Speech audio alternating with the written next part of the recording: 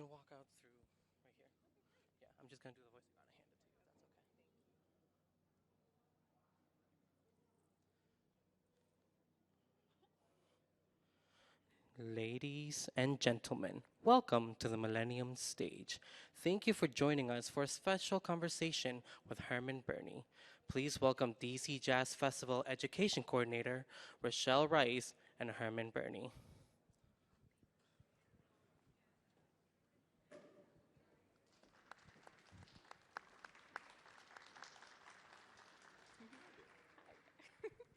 Hi, everyone. Thank you so much for coming to our Meet the Artist with bassist, educator, composer, gardener. We'll get to that later. Herman Burney. Before we start, just want to tell you that DC Jazz Festival is happening now and runs all the way through the 18th. And this is a part of our series called Basically Yours. We have Meet the Artists throughout the year, and many people don't know, but DC Jazz Festival offers free education programming the whole year through. And as a part of this series, Meet the Artists, Basically Yours, we're continuing that legacy of free education, free music education for all of our wonderful DC students. So I'm really excited to interview Mr. Burney because thank you. Is your mic on? Is his mic on like mine? Can you all hear him? No? I gave you the dud. They gave me the dud. There it is. There it we is. go. Hello, good to see you. Hi. So I don't call Herman Burney, or Mr. Burney. I call him Unc. And I don't call her Rochelle. I call her my niece. So we're family up here. We're family. So I'm especially excited to interview you and let the audience have a chance to know more about you and your music. Oh, man, it's a pleasure to be here. Thanks for having me and You're for the welcome. interview. I'm kind of nervous to be interviewed by you, too, so we're both nervous. So y'all have to help us. You know, we're both a little nervous up here, so you guys are gonna have to help us. I know at the Kennedy Center, everybody's always so poised and calm, but you know, feel free to smile a little, talk back to us if you want to. Questions, answers, tomatoes, if you want to throw some No tomatoes. Oh, no tomatoes. Okay, all right. So we're gonna get started. So Okay. I know that you were born here in D.C., but you were raised in North Carolina. That is correct. I was born at the George Washington University Hospital, actually. And at a young age, my father got a job in North Carolina, so obviously we moved to North Carolina. And so as a result, I'm a country boy. So I was raised down south. My dad's side and my mom's side of the family are all country people and gardeners and just, so that's where I was formed, if you want, educated and started playing music too. So yeah, I was there, until maybe 1989, and then I started traveling, and then I finally settled here, sort of coming back home, if you want to call it that, coming back to the birthplace in 2003. So I've been here since, 14 years now. So it's like home. Yes, It's like kinda sort like of coming home. back home, yeah. So I noticed that so I've only ever known you, and I'm sure most people have only ever known you as a bassist, as a composer, as a musician, as a music educator, but your degrees are in science? Yeah, I was totally in a whole different area. I majored in undergraduate school. I was in computers and mathematics, and then I stayed there in graduate school. I majored in statistics or applied mathematics, and I actually worked for a while as an engineer. Oh, wow. Yeah, I did that for a while, and then moved up. I went on the road for umpteen years, and I just knew, music was something that I always wanted to do. It was always in my gut. So there you have it. And you were kind of steered into jazz and really delving into jazz by Bill Bright in Winston-Salem. That's Can you talk a exactly little bit right. about He may not be a well-known person, but he was a great saxophonist. He spent a lot of time in New York, and then he got married and had two sons, and so he moved down south and got a job because he wanted to be around more, taking care of his kids, which was great. But then he switched to playing piano, and it just so happens that Mr. Bright and his whole family literally lived right across the street from us. And so I grew up in awe of this guy. Man, he's just playing, and I didn't know what he was playing, how he was doing it. But at any rate, Mr. Bright was just such a warm and welcoming and helpful person. He just brought me over to his house, and he says, here's some records, go listen to them. I'm still trying to figure out what he gave me. But he was just very helpful, and he literally just grabbed me and put me in his band, and I started playing. It was sad, really sad. But, you know, I was there, and I kept practicing. Wait, the band or your playing was sad? Which both. one? It was mainly me. It wasn't the band. And so he was very helpful, and he would just give me some suggestions and things to listen to and people to read and, you know, meet other people that way. And so he was very, very instrumental in getting me on this track.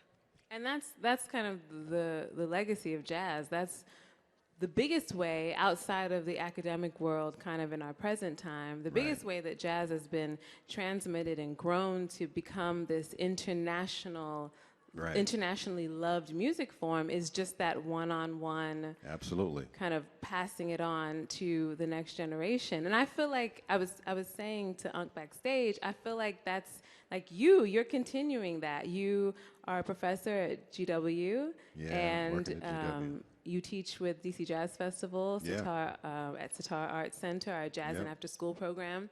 And I love watching you work with the kids because you get so specific. You get so, you know, it's not just like general ideas. You really come to the level that they are and make sure that they're, you know, getting to that next point. Can you talk a little bit about how you see yourself in that legacy of jazz education and also that, you know, one-to-one passing on of the art form? Yeah, what you said is right. I mean, there's a lot you said, but I'm going to start with one of the first things is that until maybe the 1980s, maybe, I may not have the year right, but in that range was when this American classical music, this jazz, or whatever you want to call it, sort of made the jump into schools and was, if you want to call it, sort of formalized. I don't know if that's the right word, but it was sort of brought into the classroom.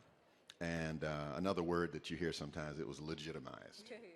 You know, that's you know, that's up.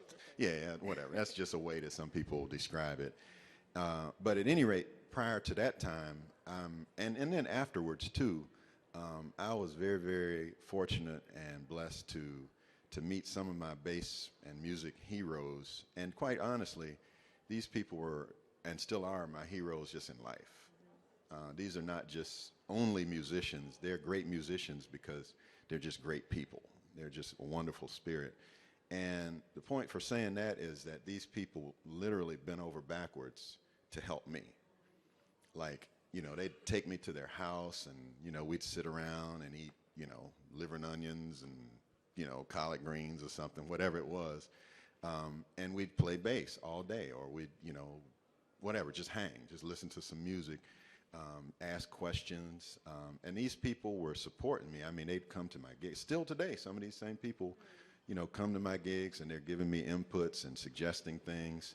And so it's such a blessing for that to happen for me, but then it's also a responsibility. One of my mentors sort of put it in the way of like a chain. It's sort of like a chain, you know, somebody's behind you, and so you're pulling them forward, and at the same time, you got somebody in front of you that's helping you along. And so, you know, one of my mentors that said that suggested that we have to be a good link in the chain. You know, because music has been around, as we all know, a lot longer than any of us have. It'll be here longer than we'll be here, too. So it's just important that we help other people out along the way. And so that's one of the reasons why I do it. And, you know, sort of on a different note, it helps me to explain things. And then, because I don't want to explain something to you that I'm not doing, that I can't explain or I can't suggest or I can't demonstrate or give examples of how it actually works, then it's not really, I don't think I'm doing your service that way, if that makes any kind of sense. When do you think, at what point in your path as a musician do you think you go from being the student? I mean, we're always learning and we're always a student. Yeah, we're but always what students. point does does the change happen where you're starting to reach back? Like, do you feel like I have to arrive at a certain place, or did you feel like I had to arrive at a certain place before I started that? Or were you already, even at a young age and young in your musicianship, starting to pull people along? I think it was the second of those two. Because people, and by the way, these people that have been helping me, they're not necessarily all older than me. There may be people my age that have been helping me. Maybe they were just further along earlier, but they have been very, and still today continue to be very helpful. So that's sort of, when you befriend somebody that helps you out and they're very, very close in your age, that really is it's helpful to have a teacher, of course, but I think something else is there when you meet somebody that's already doing what you want to do. And it sort of puts a responsibility on you then to get better, first of all, but then also to help somebody else along. And another thing that you mentioned that I definitely want to give a shout out to is that the DC Jazz Festival and the Sitar Arts Center have an amazing program. Like, really. I don't get paid to say this. It's really, really true. Both of them are great organizations, and I'm thankful to be an artist in residence with the Sitar Center. And we have a program. It's called Jazz and After School. And the whole goal is we just try to help kids through music. They may or may not end up being musicians, and that's okay. But it's the life skills that they get through studying music. Like, for example, practicing, like playing with other people, like that's like discipline and interpersonal relationships. Right, exactly. I mean, it goes on. I mean, you could even say it's political.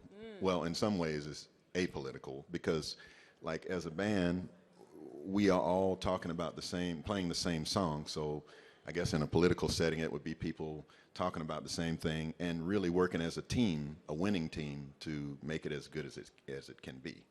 So again, I just want to give a specific shout out to, thanks to the DC Jazz Festival as well as to the Sitar Arts Center, because both of them are great organizations, and the program that we have going is really a good thing. And I strongly suggest anybody, me, you, everybody, to just go and check it out and see. And I think you'll find exactly what we're both saying here. It's a great organization. One thing that I love in seeing you work with those kids is, you have varied ages. You have some middle schoolers, a couple elementary school, some high school.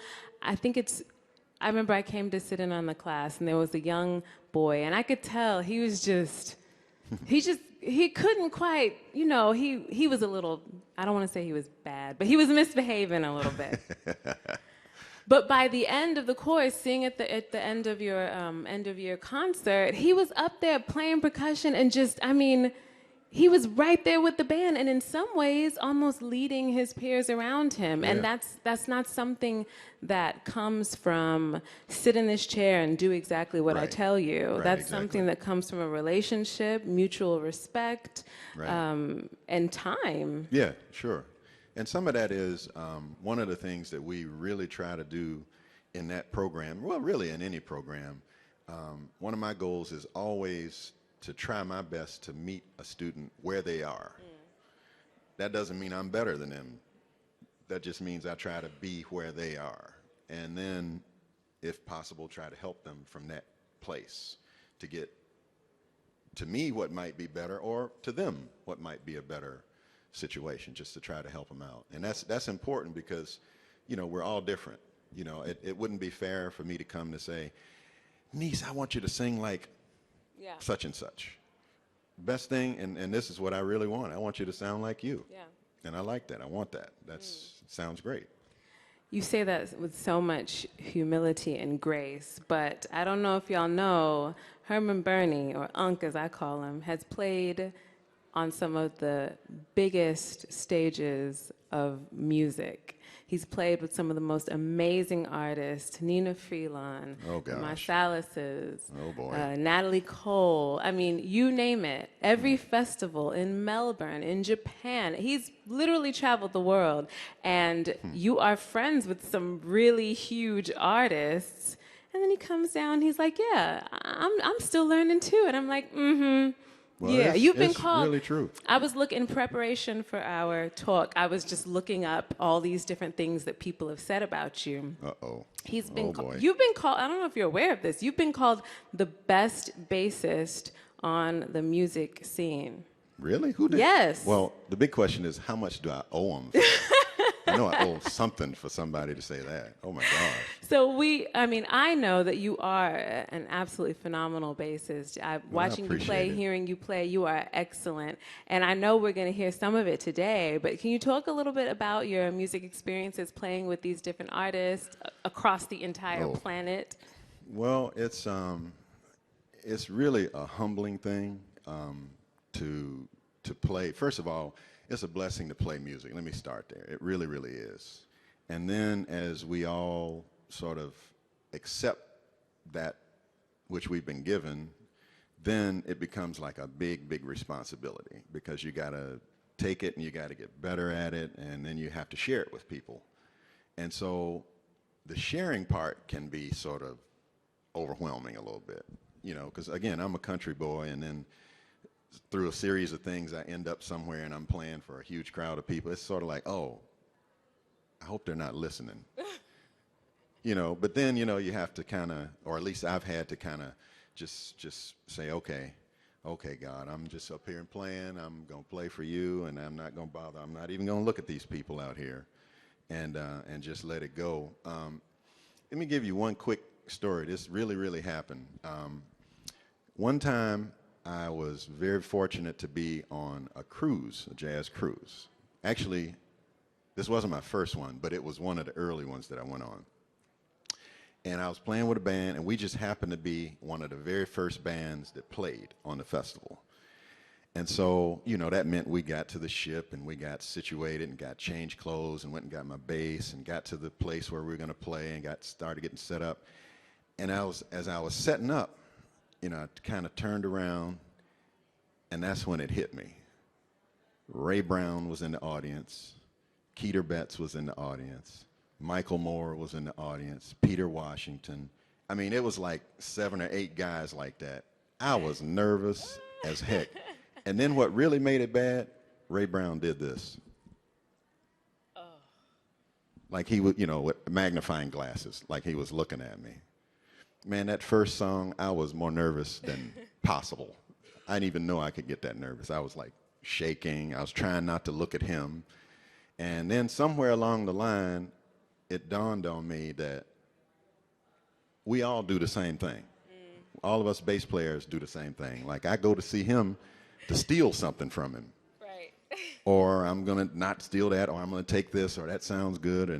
And then, you know, the guy who hired me, only thing I could do was just do my best to play his music. And so after a while, I was like, oh, forget you, Ray Brown. But, I mean, I just had to get over that nervousness. That's the whole point of the story. So, yeah, I'm very, very thankful to have played a lot of people, and I look forward to doing more of the same. It's a challenge. You know, I have to practice like everybody else does, you know, from the first grade student all the way up to the Ray Brown, you know. I mean, that guy practiced on the day he passed away. He practiced that morning. When it's part of like your routine, when it's part of your life, it's like, yeah, of it's course. just, right. It's just a normal, everyday thing. I'm hoping to get there.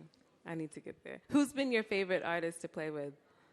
Or your most unique experience? I know you've spent time in Freddie Cole's band and Renee Marie's band. Yeah. That's a good question.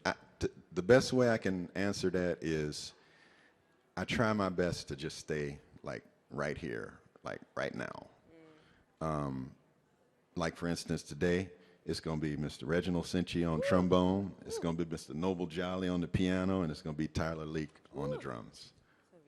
Oh, these are great, first-class world.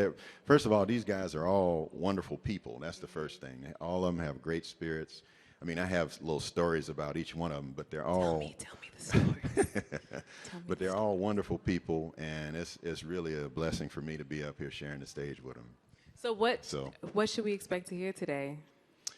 Well, as we were saying backstage, thankfully I've played here a number of times with different people. But this is the first time where I'm at the Kennedy Center under my own name. And so when I talk with Willard, of course, you know Willard at the festival. Willard Jenkins is the Yeah, Willard artistic Jenkins. director for DC Jazz Festival. Right. And he was also the one that contacted me about this playing here. And so he was encouraging me. He says, yeah, you need to play some of your tunes. And so, again, this will be my first time playing under my name and playing a bunch of my songs. It's like a whole different thing. It's like, wow, I'm actually playing my song rather than, you know, trying to play somebody else's music, which is great, too. I love doing that, too. So. I'm excited to hear. Oh, me too. I don't know where we are with time. Mari, do we have time for some questions? Anybody have questions? We have a Hates, microphone likes, for those of you who may have dislikes? questions. Don't be shy.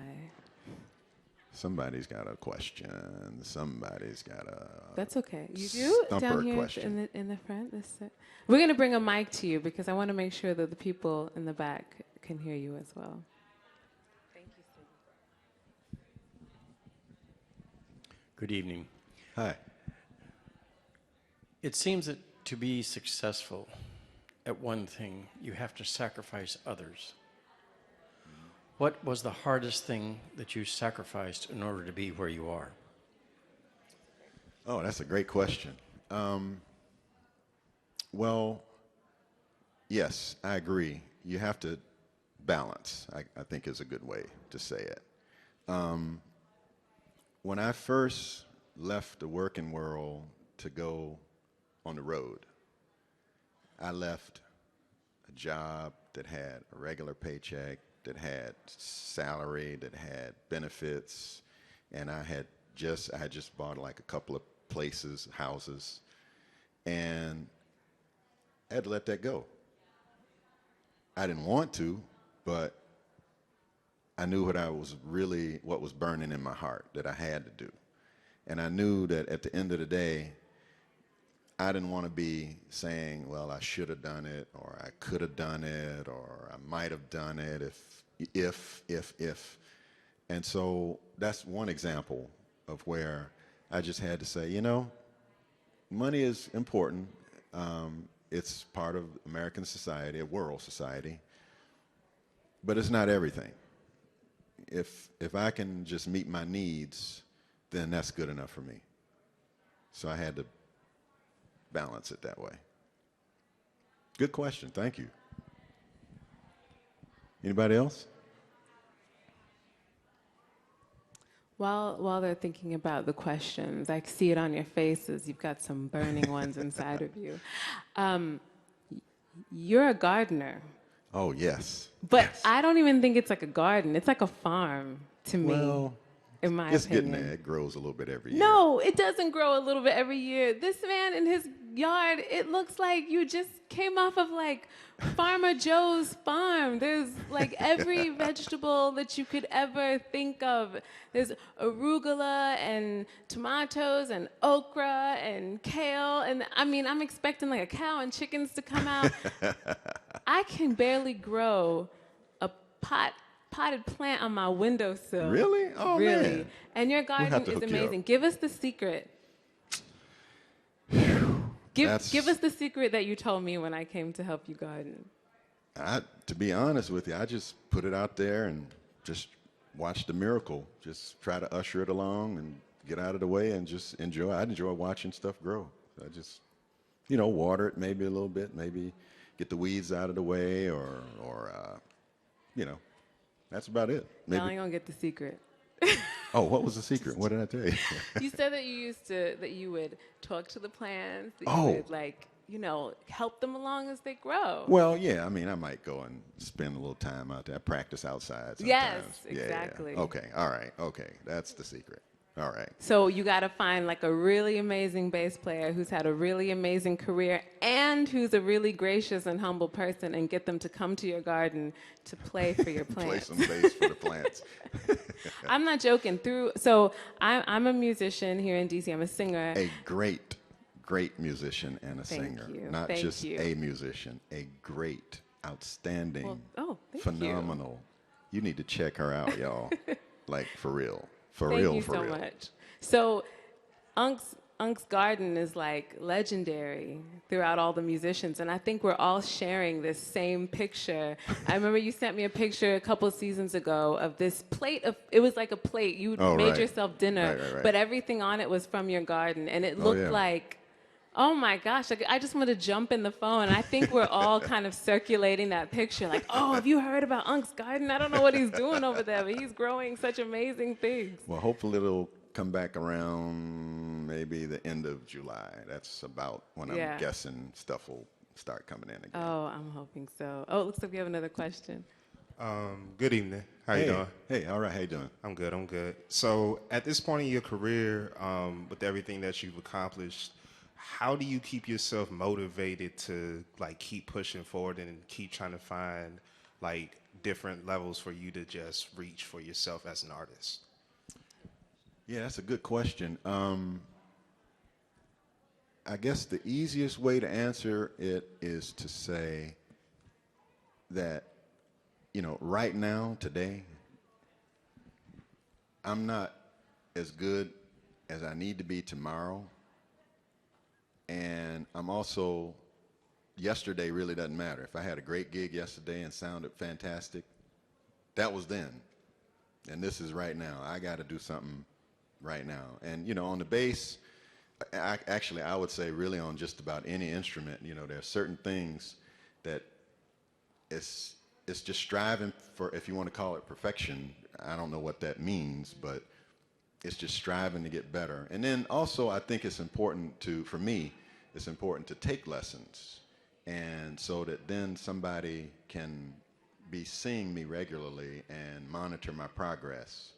And then the other part is just me, just being real honest with myself, just saying, hey, that was not right. You got to do that again.